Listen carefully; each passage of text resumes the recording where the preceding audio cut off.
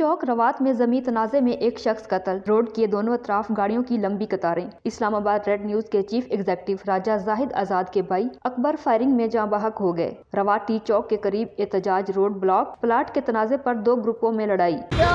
मैं क्या चौर साहब, अगर मेरा बंदा मरना DSP कल 3 घंटे में काला कीतियां 3 घंटे, ठीक है, जबकि साड़ी किसी नहीं सुनी, ठीक है।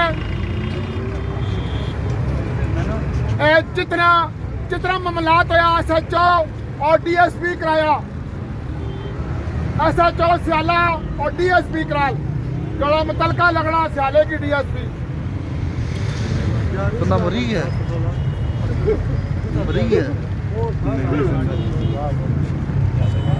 इन हॉस्पिटल ले जाना।